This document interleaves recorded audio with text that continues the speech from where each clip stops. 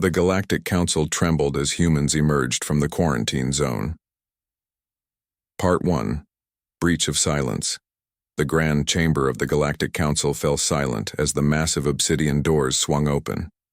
7 humans in simple gray uniforms walked forward, their footsteps echoing across the cavernous space. Above them, thousands of alien representatives from across the Milky Way murmured in shock and fear. Some representatives immediately evacuated their floating pods, their tentacles and appendages flailing in panic.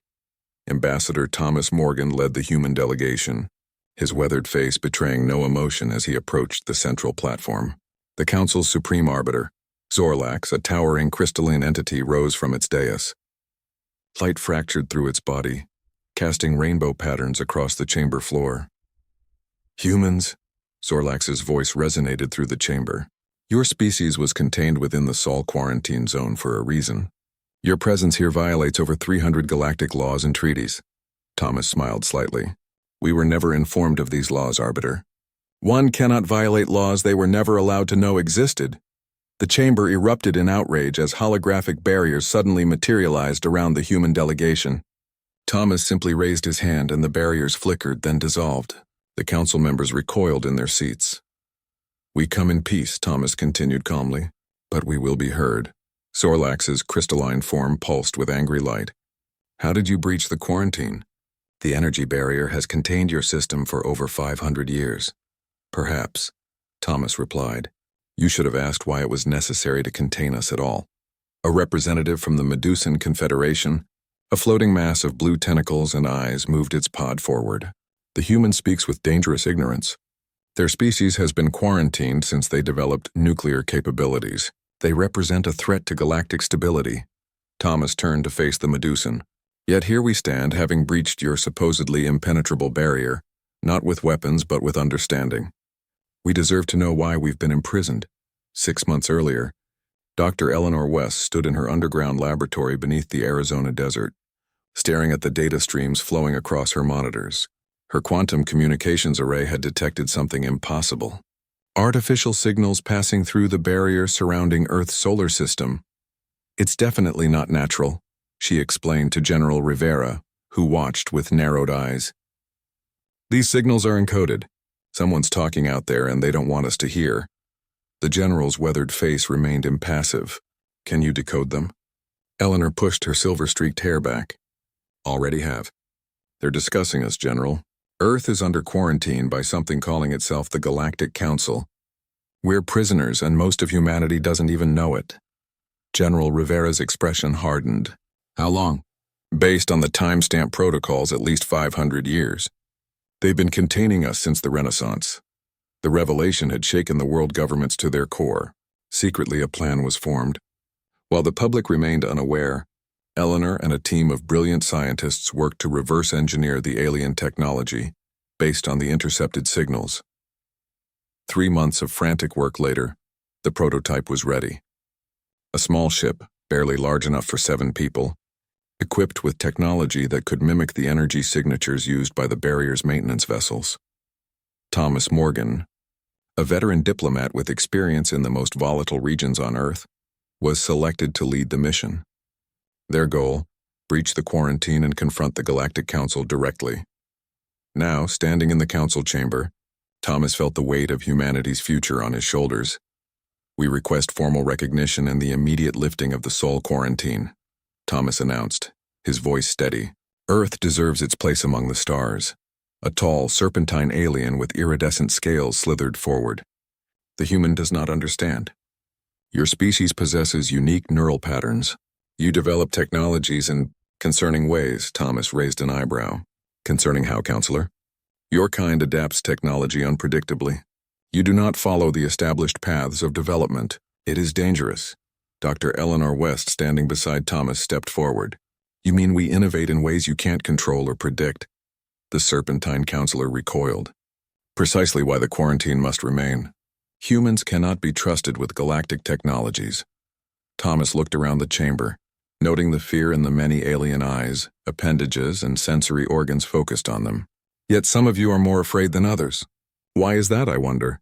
The chamber grew quiet again. Zorlax's crystalline form vibrated with what might have been nervousness. This council session will recess while we discuss the human intrusion privately. Not so fast, Thomas said firmly. We didn't come all this way to be dismissed. There's something you're not telling us about why Earth was quarantined.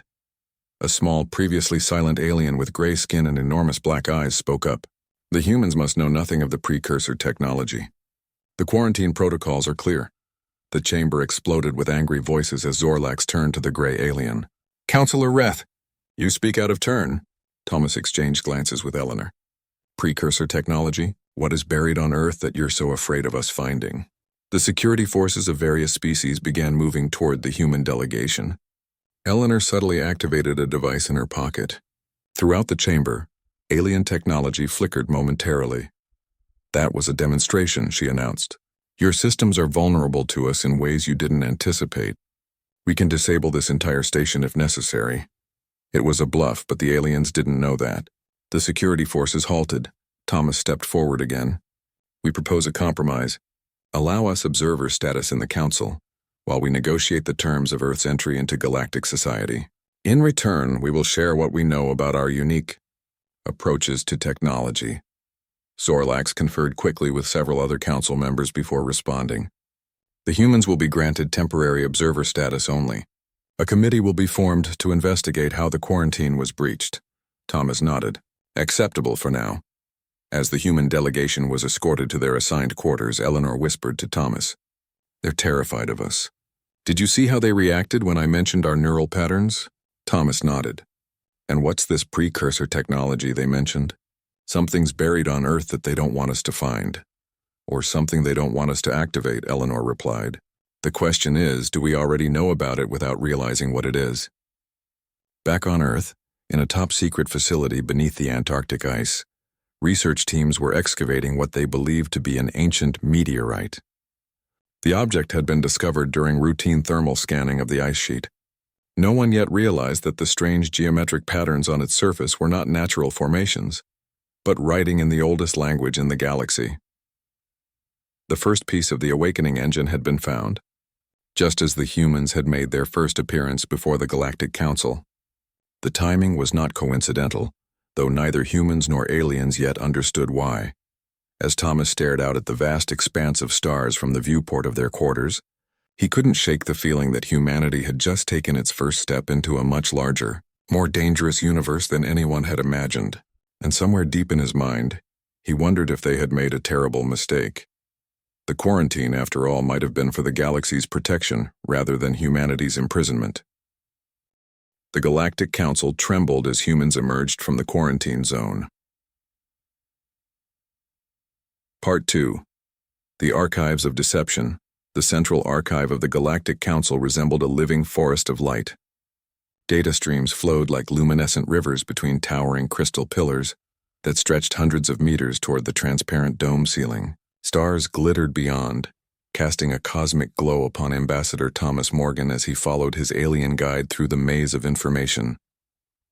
Humans have never been granted access to the archives, warned Vrax, a hunched figure with pale blue skin and enormous owl-like eyes. His six-fingered hands trembled as he led Thomas deeper into the restricted section. If we're discovered, the punishment will be severe. Thomas kept his voice low. You said you had proof about why Earth was quarantined. I need to see it. Vrax's large eyes blinked nervously. My species, the Mithrid, are the oldest living members of the Council. We remember truths others have chosen to forget. He approached a crystal pillar and placed his palm against its smooth surface. The crystal responded with pulses of blue light. A holographic display materialized before them, showing Earth from orbit. The timestamp indicated the recording was from over 3,000 years ago. This is not about containing human aggression, Vrax whispered. Your planet was quarantined because of what lies beneath its surface. The hologram zoomed in, revealing strange geometric patterns buried deep under Earth's Antarctic ice sheet, the same patterns recently discovered by Earth's researchers on Unthiar. Precursors left technologies throughout the galaxy before they vanished, Vrax explained. But the most powerful device, the awakening engine, they hid on your world. The Council fears what might happen if humans with their unique neural patterns were to activate it. Thomas stared at the hologram, his mind racing. So we weren't imprisoned because we're dangerous. We were imprisoned to prevent us from finding this engine. Vrax's expression grew solemn. Both are true, Ambassador. Your species adapts and innovates in ways others cannot. Combined with precursor technology, you could... A harsh alarm cut through the air.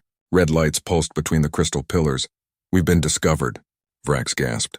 We must... The Mithrid never finished his sentence. A beam of energy struck him from behind and his body crumpled to the floor.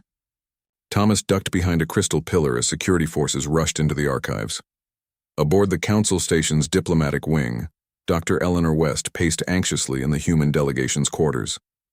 Thomas had been gone too long. Something had gone wrong. We need to find the ambassador, she told the remaining team members. Jackson, contact Earth. Tell them to increase security around the Antarctic site immediately. Lieutenant Jackson Reed nodded and activated their secure communication device. What about our contingency plan? Eleanor's face hardened. If Thomas doesn't return within the hour, we execute Protocol Omega. Unknown to the Council, humanity had not sent just one ship beyond the quarantine zone. Admiral Victor Petrov commanded a small fleet of Earth vessels, hiding within the stellar debris field on the edge of the Council's territory. The ships were built using reverse-engineered technology based on Eleanor's discoveries. Their orders were clear: remain hidden unless the diplomatic mission failed. If contact was lost with the human delegation, they would reveal themselves and demand answers, by force if necessary. Thomas fought to remain conscious as two Dracon guards dragged him toward the Council's detention center. Their reptilian faces showed no emotion as they tossed him into a cell. The human will face questioning. One guard hissed to the other. The Supreme Arbiter comes personally. The cell door slammed shut, leaving Thomas alone with his thoughts. He hadn't expected Vrax to be killed. The Council was clearly more desperate to keep their secrets than he had realized. Hours later, the crystalline form of Zorlax materialized outside Thomas's cell. Ambassador Morgan, your actions constitute a grave breach of protocol. Thomas stood tall despite his injuries, no greater than imprisoning an entire species based on lies. Zorlax's form pulsed with angry light. What did the Mithrid archivist show you? Enough to know that Earth was quarantined to keep something from us, not to keep us from something, Thomas replied. What is the awakening engine? What are you afraid it will do if humans find it? The crystalline being's light dimmed. The precursors were foolish to believe your species was worthy of such power. The engine does not merely control technology, it evolves it. In human hands, it could transform the galaxy in ways we cannot predict or control. That's not your decision to make, Thomas said firmly. The Council has made it our decision for 500 years, Zorlax replied coldly. Tomorrow you and your delegation will be returned to Earth. Your memories of this encounter will be erased and the quarantine will be strengthened. After Zorlax departed, Thomas examined his cell.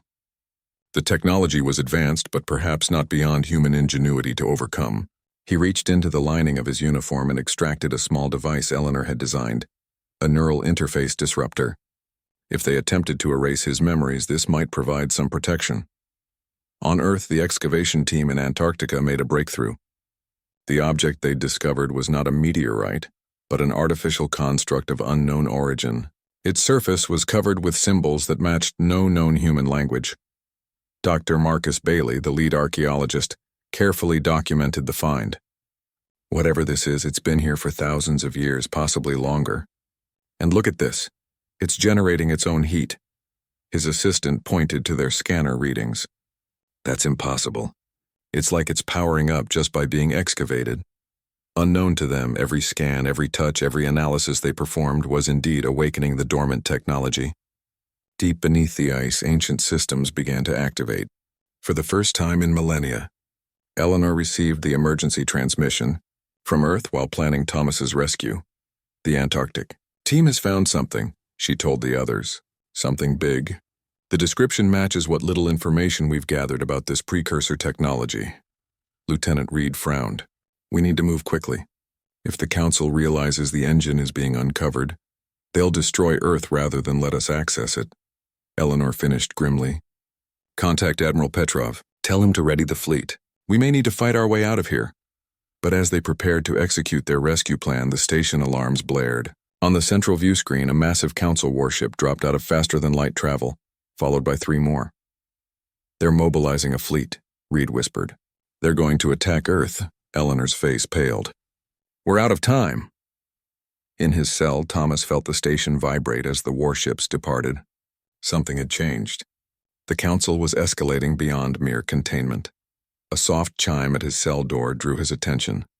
The barrier field flickered and disappeared. Standing in the doorway was a Medusan, its blue tentacles rippling with anxiety. Ambassador Morgan. The alien spoke through its translator. I am Representative Zolo. Not all council members agree with this aggression against Earth. Some of us believe humanity deserves the truth, not extinction. Thomas approached cautiously. Why are you helping me? The Mithrids are not the only ones who remember the old stories, Zolo replied. The precursors chose your world for a reason. If the engine is awakening now, perhaps it is meant to be. The Medusan led Thomas through hidden service corridors toward the docking bay where the human ship waited. Along the way, they encountered 2 Draken guards. Before Thomas could react, Zolo's tentacles lashed out with surprising speed, incapacitating them. Your delegation is waiting, Zolo said. You must warn Earth.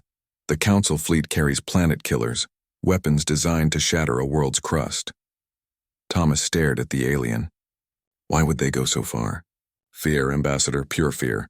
For millennia, the Council has controlled which species rise and which remain primitive. Humans represent something they cannot control.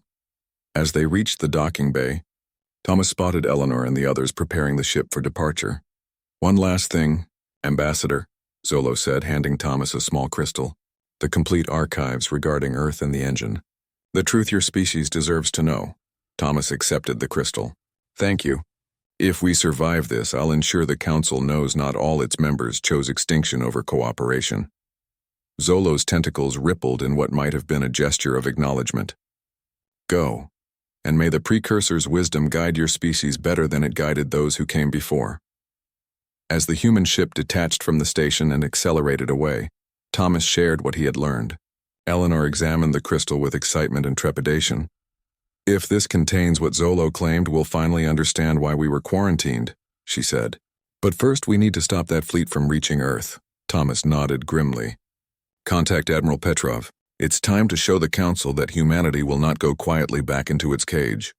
The small human ship accelerated to faster-than-light speed, racing against time to save their world from destruction, and perhaps to awaken a power that would change the galaxy forever. The Galactic Council trembled as humans emerged from the quarantine zone. Part 3. The Awakening Engine. The Antarctic research base trembled as another surge of energy pulsed from deep within the excavation site. Scientists and military personnel rushed through corridors lit by flashing red emergency lights. Outside, the perpetual polar night was broken by an eerie blue glow emanating from beneath the ice. Dr. Marcus Bailey gripped the edge of his console as the vibrations intensified. On his screen, readings spiked beyond measurable limits. It's responding to something, he shouted over the alarm klaxons. The artifact is becoming more active by the minute. General Rivera entered the control room, his face grim. We've lost contact with Ambassador Morgan's team at the Council station. Worse, our deep space monitoring stations have detected multiple vessels on approach to Earth. They're not ours. Marcus pointed to his readings. Whatever this thing is, it started activating itself the moment we uncovered it. It's like it was waiting for us. The general studied the live feed showing the artifact, a massive geometric structure of unknown metal, covered in swirling symbols that seemed to shift and change as they watched. Can you shut it down? He asked. Marcus shook his head. We don't even understand what it is, let alone how to control it. But there's something else you should see. He switched the display to show brain scans of the research team members. Everyone who's been in proximity to the artifact has shown changes in neural activity, increased synaptic connections, enhanced processing speed. It's changing us, General. Rivera's expression darkened.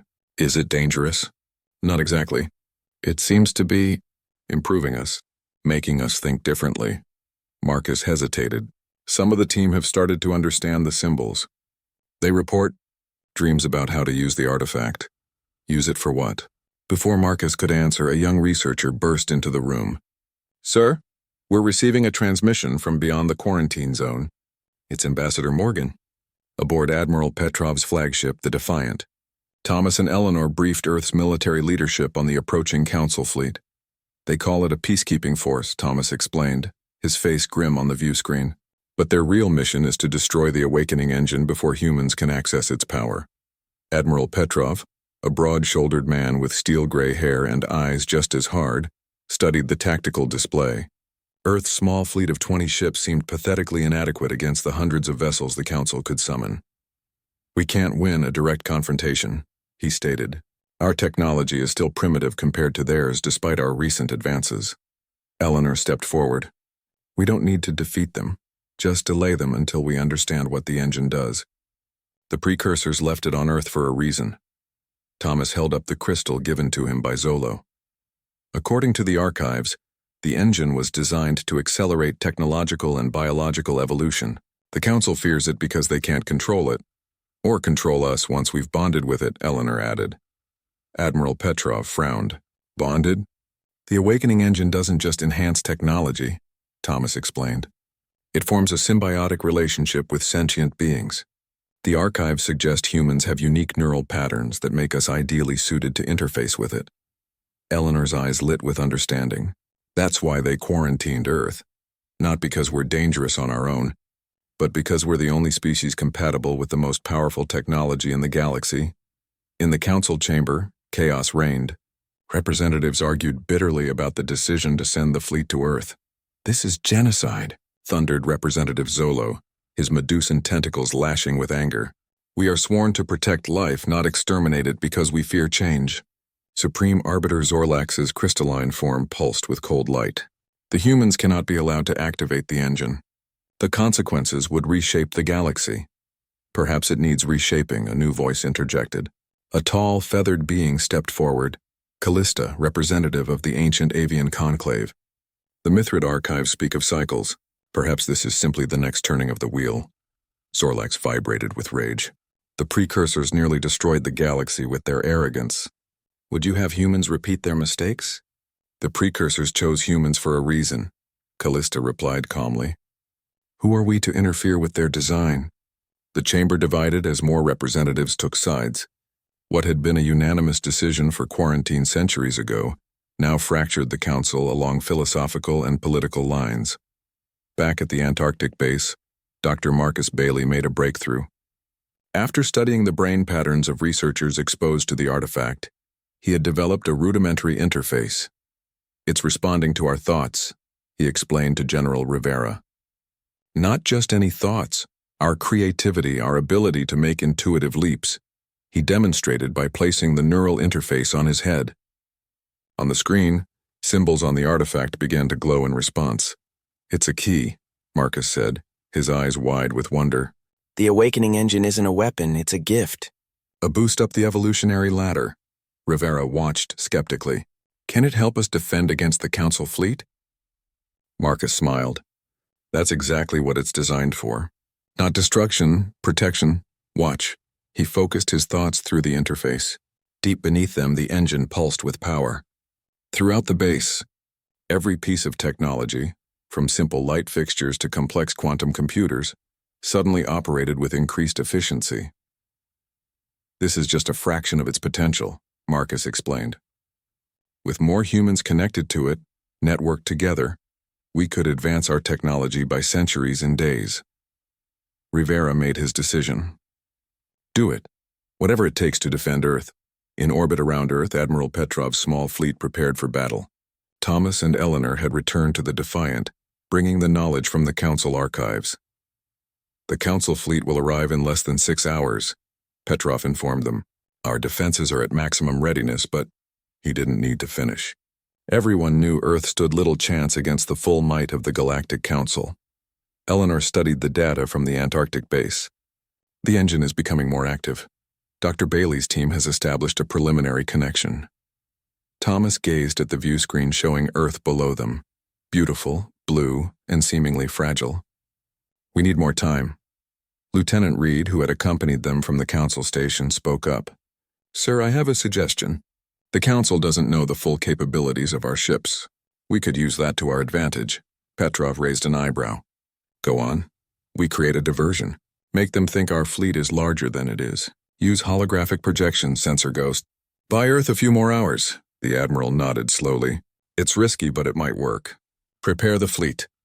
In the Antarctic, the connection to the engine deepened. 50 researchers, including Dr. Bailey, linked their minds through the neural interface system. Their collective consciousness touched something ancient and vast, a network spanning galaxies, dormant for millennia, now awakening. Marcus felt knowledge pour into his mind like a waterfall, understanding beyond human comprehension gradually resolving into clarity. The engine wasn't just a device. It was a node in a galaxy-spanning network created by the precursors. We weren't randomly chosen, he whispered to his colleagues as they shared the vision. Humans are descendants of the precursors, genetically engineered, left to develop independently, quarantined to protect us until we were ready. Together, they reached deeper into the engine's mysteries, learning to channel its power. Throughout Earth, technology began to behave in unexpected ways. Communication systems functioned with perfect clarity. Power grids operated at impossible efficiencies. And in secret military facilities, defensive systems evolved beyond their original designs. The Council fleet emerged from faster-than-light travel at the edge of the Sol system. Hundreds of ships ranging from small fighters to massive dreadnoughts moved into attack formation. Admiral Jorax, a reptilian Dracon, commanded from the flagship. "Scan for human defenses," he ordered. His sensor officer reported with surprise. "Sir, we're detecting unusual energy signatures. The humans have deployed a defensive perimeter of something we can't identify." On the tactical display, the small human fleet appeared to be projecting an energy field across Earth's orbital path. "Impossible," Jorax hissed. "Their technology is centuries behind ours." "Sir," the communications officer interrupted, "we're receiving a transmission from the human fleet." Admiral Petrov's face appeared on the screen. "Attention, Council forces. Earth is aware of your intentions. We have activated planetary defenses. Any hostile action will be met with proportionate response." Jorax bared his teeth in amusement. Brave words from a primitive species. Your deception with sensor ghosts is noted but futile. As the Council fleet advanced, Petrov's ships executed Lieutenant Reed's plan. They moved in patterns designed to confuse enemy sensors, launched decoys, and projected false energy signatures. But it was what happened next that truly shocked the Council forces. As the first Council ships crossed the threshold that would put Earth within weapons range, a pulse of blue energy erupted from the planet's surface. It swept outward like a ripple in space, passing harmlessly through the human vessels but causing Council ships to shudder and lose power temporarily. The Galactic Council trembled as humans emerged from the quarantine zone. Part 4.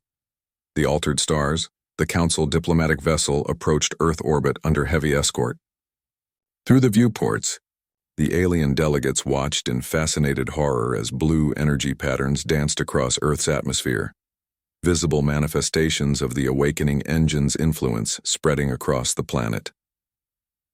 Representative Zolo of the Medusan Confederation led the delegation, his blue tentacles rippling with nervous energy. Beside him stood Callista of the Avian Conclave, her feathers shimmering with iridescent colors as she studied the transformed planet below. "It's happening faster than the archives predicted," she murmured. "The symbiosis between humans and the engine is accelerating." Zolo's many eyes blinked in sequence. "The Supreme Arbiter fears we've made a grave mistake by halting the attack.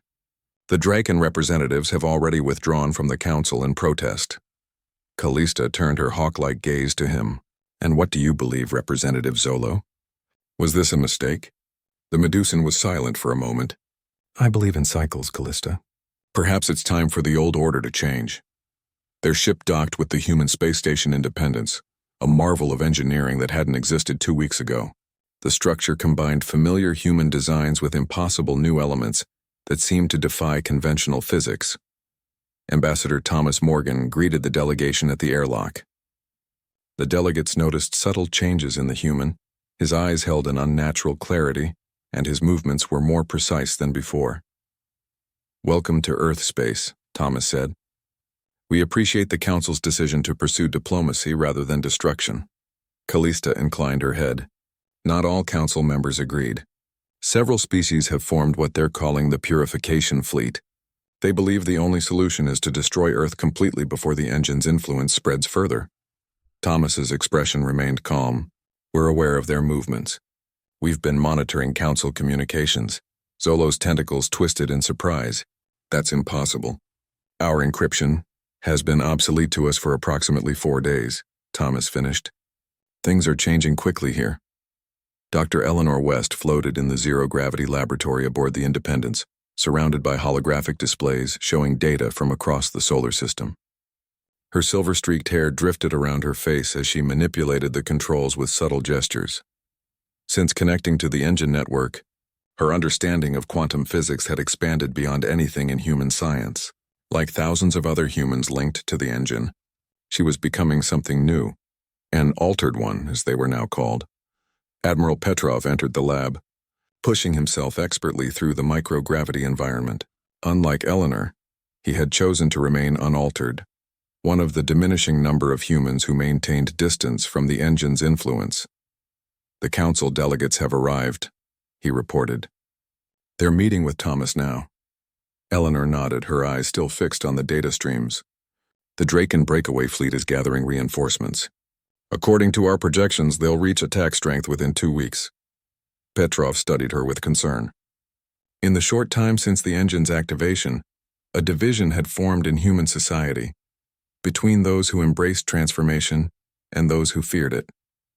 As military commander, Petrov walked the line between both groups, understanding the defensive necessity of the engine while remaining wary of its broader implications. Can we defend against them? He asked. Eleanor turned to face him, her eyes glowing faintly blue, the telltale sign of deep engine connection.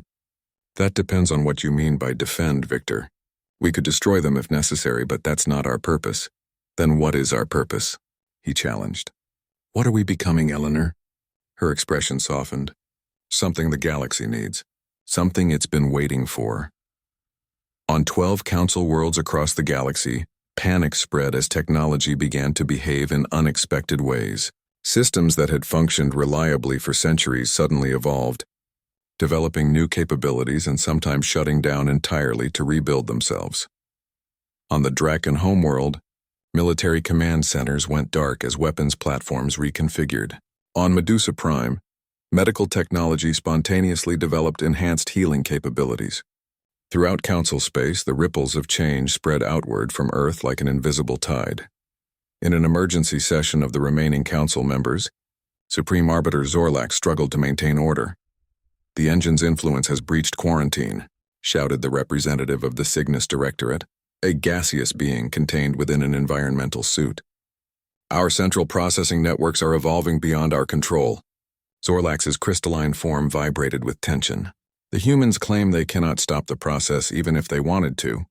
Once activated, the engine follows its own protocols. Representative Zolo, recently returned from Earth, moved his pod forward. Fellow Council members, I have witnessed what is happening on Earth. The humans are not weaponizing this technology against us. The changes appear to be beneficial.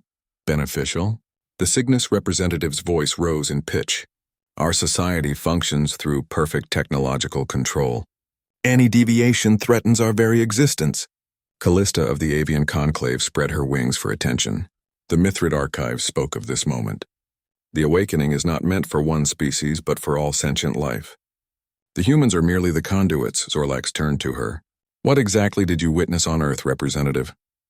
Callista's feathers rippled. Transformation, Arbiter, but not destruction. The humans are changing, yes, becoming something new. But they retain their essence, their humanity. And the engine's effect on our worlds? Pressed Zorlax. It appears to adapt to each species differently, Zolo interjected, enhancing rather than replacing. Our medical technology has advanced centuries overnight, while our weapon systems have become less effective. It's as if the engine promotes creation over destruction.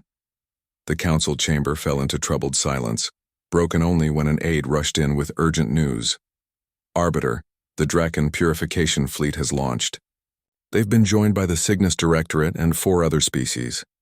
Their target is Earth. Zorlax's crystalline body dimmed. How many ships? Over 500, Arbiter.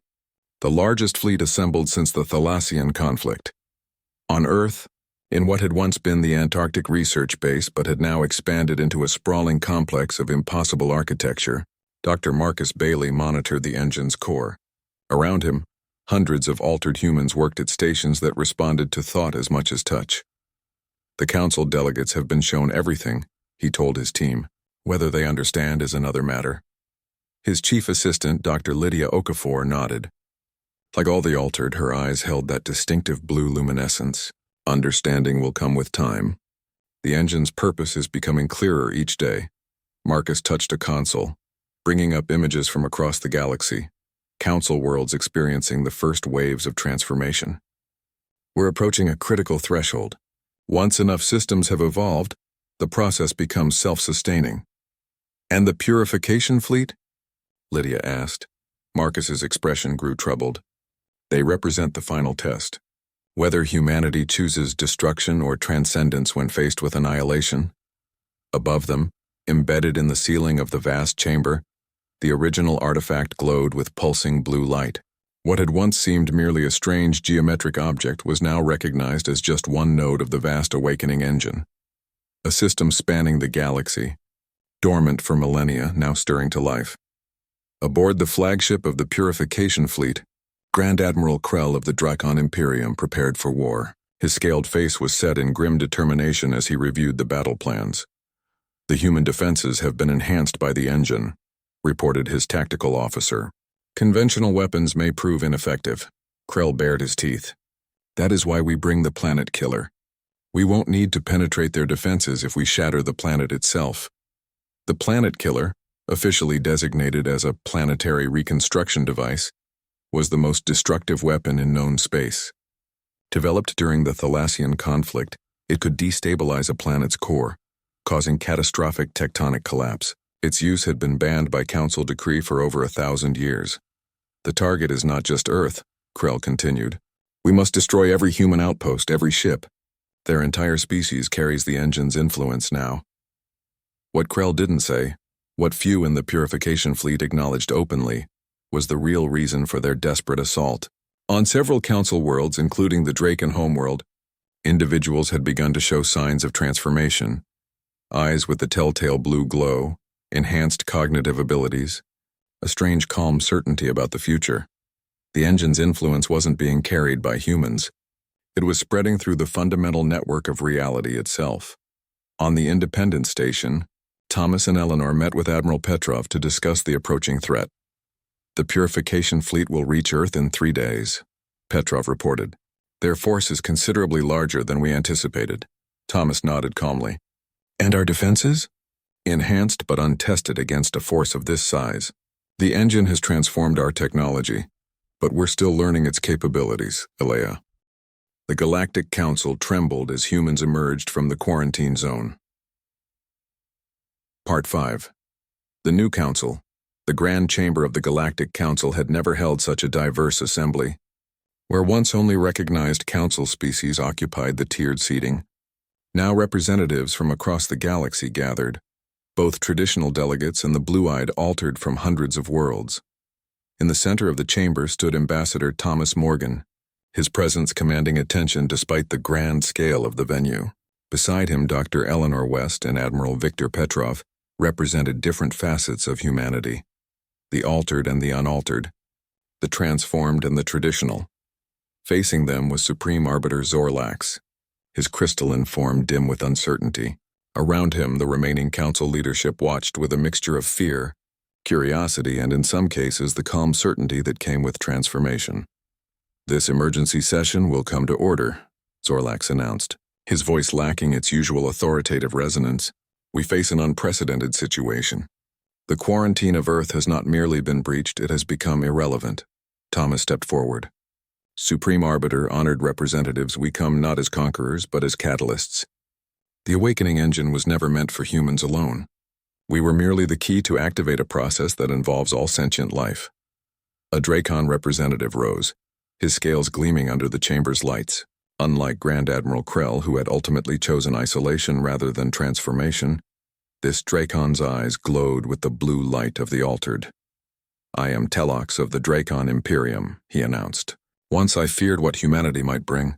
Now I understand that the engine's purpose transcends species. It is not human technology. It is precursor legacy for all. Murmurs spread through the chamber as more representatives stood. Medusans, avians, cygnus, and dozens of other species, all bearing the distinctive sign of transformation. Sorlax's form pulsed with agitation. The spread continues unabated. More worlds report transformation daily. The old order is collapsing. Not collapsing, Eleanor corrected gently. Evolving. The engine doesn't destroy. It builds upon what exists, enhancing rather than replacing. Representative Zolo moved his pod forward. I have studied the Mithrid archives extensively since the awakening began. They speak of cycles, long periods of stability followed by rapid advancement. The precursors understood that stagnation is its own form of death. Callista of the Avian Conclave spread her magnificent wings. The Council has maintained order for 15,000 years, but at what cost? We controlled which species rose and which remained primitive.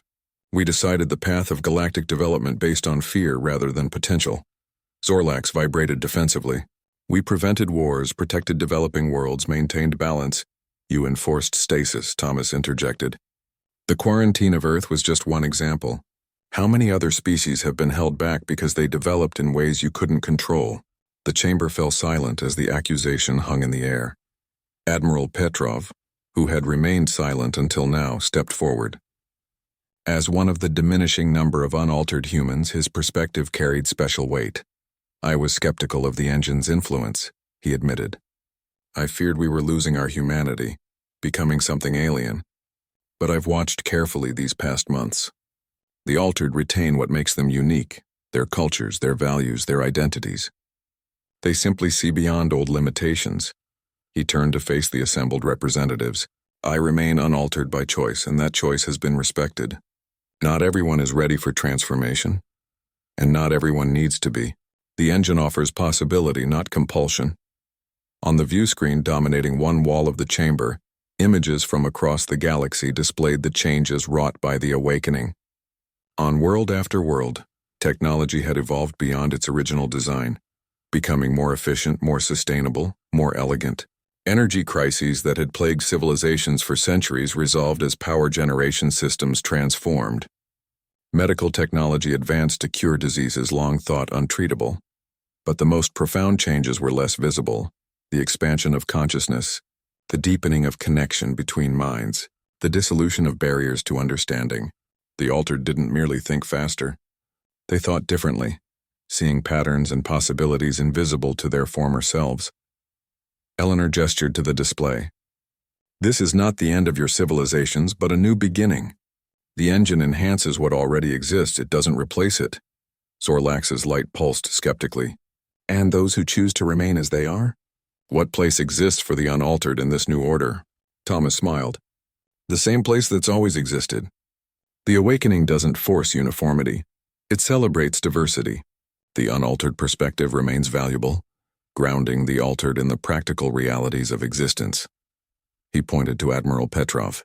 Humans and other species need both perspectives to thrive. Balance has always been the key. From the highest tier of the chamber, a voice rang out, ancient, wavering, but clear. An elderly Mithrid, his blue skin wrinkled with age, leaned on a staff as he addressed the assembly.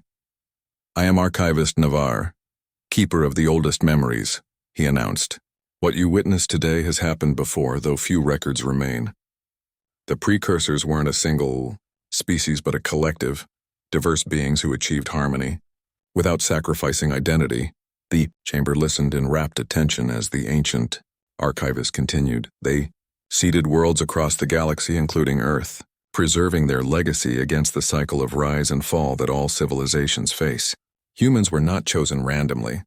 They are descendants of the precursors themselves, genetically engineered to activate the engine when the galaxy was ready for the next cycle of advancement.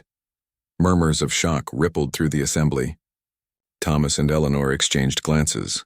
This confirmed what they had learned from the engine's deepest memories. Navarre pointed a trembling finger at Thomas. Look at them closely. Their neural patterns, their adaptability, their capacity for both creation and destruction, all precursor traits, preserved through careful genetic guardianship over millennia. The ancient Mithrid's eyes glowed with the blue light of transformation. The council was necessary for a time, maintaining order while the seeds of the next cycle matured. But that time has passed. The new age requires a new form of governance. As Navarre's words echoed through the chamber, a group of Draken warriors burst through the entrance, weapons raised. At their head stood Grand Admiral Krell, his scales dark with rage. "This heresy ends now," he roared. "The purification fleet may have failed, but the true servants of order will not surrender the galaxy to this corruption." Council security forces moved to intercept them, but Thomas raised a hand stopping them. "No more violence. That is the old way." He turned to face Krell directly. "Admiral, you've seen the transformation spreading among your own people. You've witnessed the benefits the engine brings. Why do you still resist?" Krell's reptilian eyes narrowed. "Because I remain true to what we are, what we have always been. Your gift erases identity, replacing it with some homogenized consciousness." Eleanor stepped forward. "That's not true, Admiral. Look around you. Medusans remain Medusans, avians remain avians, Dracon remain Dracon. The engine enhances. It doesn't erase. Lies." Krell snarled, raising his weapon. "I will not be deceived." As he aimed at Thomas, something unexpected happened. The weapon in Krell's hands transformed, its components shifting and reconfiguring. When the process completed seconds later, the deadly energy projector had become something entirely different, a neural interface. Krell dropped it in horror. "What have you done?" Thomas smiled gently. "Not us, Admiral. The engine. It doesn't allow destruction where understanding is possible. That's why your planet killer failed, why your weapons transformed. The old cycle of violence is breaking." Krell stood frozen, his worldview crumbling around him. What happens now?" "Now we build something new," Thomas replied. "Together." Hours later, after Krell and his followers had been peacefully escorted from the chamber, the representatives gathered to consider humanity's proposal. Thomas stood in the center of the chamber, projecting confidence and calm. The old council served its purpose, maintaining order during an era of potential conflict. But that era is ending. We propose a new form of governance, one that celebrates diversity while fostering connection. Eleanor joined him. The new council would include all sentient species, not just those deemed advanced enough. No more quarantines, no more artificial constraints on development. Each civilization chooses its own path, with guidance rather than control, Admiral Petrov added. And critically, both altered and unaltered would have equal voice. Different perspectives create stronger solutions. Zorlax's crystalline form had dimmed further as the session progressed. "You speak of the end of everything we've built." "We speak of evolution," Thomas corrected. "The foundation remains peace, cooperation, mutual protection. But the structure above must change to accommodate new realities." He touched a control, and the center of the chamber illuminated with a holographic representation of the galaxy. Throughout it, points of blue light pulsed, worlds where the engine's influence had spread.